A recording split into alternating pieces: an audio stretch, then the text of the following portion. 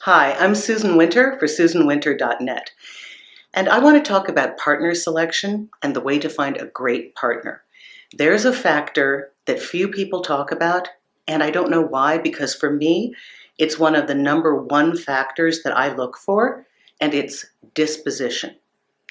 We hear all the time about values, and yes, your values have to be the same. And yes, you need to be with somebody who wants what you want, and they want it with you.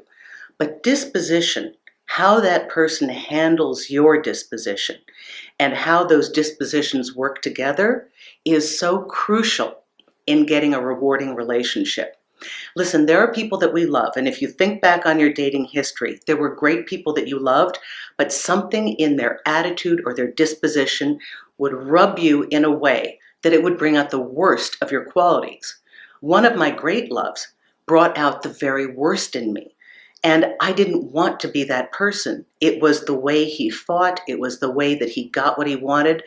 It made me reduce myself to a level of a person I didn't want to be. And for all the wonderful things, the dispositional trait was such a factor in the breakup because there was no coming to a common ground. If I have to be somebody where I'm not my best self, then I have chosen a partner who is not my best choice for my disposition. A partner that is a good choice has a disposition that knows how to handle your ups and downs. As a matter of fact, this is one of my hallmarks for my friends. Do they know how to handle Susan in a way that they're going to be non-reactive, understand, get where I'm coming from, and believe me, I give them ample information as to who I am and why I do what I do.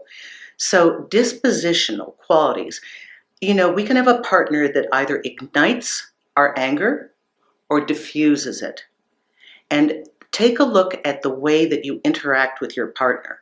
Because many times people that start off with a good dispositional quality, in time start to develop a combative quality. There's resentment that's built up. There are issues that were unresolved in long-term relationships. And the very thing that was so wonderful has now shifted because both people have been polarized in their own camps of how they handle each other out of anger and resentment. So getting back to a good dispositional trait means understanding your mate's hot buttons, understanding how to work with them, knowing when to diffuse your mate, when to encourage your mate, and when constructive correction is needed. Dispositional traits will be the balm, the fluid that keeps everything moving smoothly. A good disposition, somebody that understands your mentality, understands your emotions, and finds a way to work with you without compromising themselves, is the best formula for happy partnership. Look at a person's basic philosophy on life. Do they tend to be positive rather than negative? Do they tend to seek solution and positive outcome rather than staying steeped in the problem and regurgitating it over and over again? Do they have a sense of forward movement? Do they try to find new solutions with you? Are you growing as far as the way that you handle situations? Are you able to be honest? Do you feel comfortable being every side of yourself? If we don't feel comfortable being ourselves with our partner, we're playing a game. And it means that we're only showing the sides that they approve of. I think with men especially, one of the hallmarks of feeling loved, truly loved, is the ability to be themselves. It works for all of us that way. That's the basis of our friendships, that we can really let our hair down and be ourselves and know that we're okay.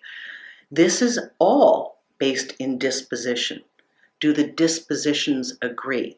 If I'm with a critical and impatient person, I have the skill set to handle that. But I'll tell you honestly, it's not a rewarding relationship. I've tried this before, and you can only be somebody's light for so long. You can only be the cheerleader for so long. It's exhausting.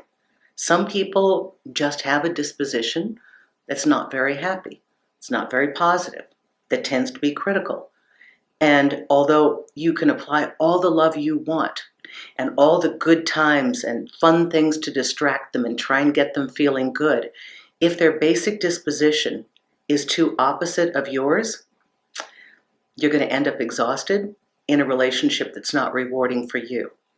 So my best advice is to carefully look at your partner's disposition and work with what you have.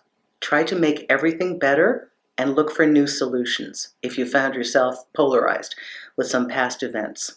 Thanks a lot. Susan Winter for SusanWinter.net.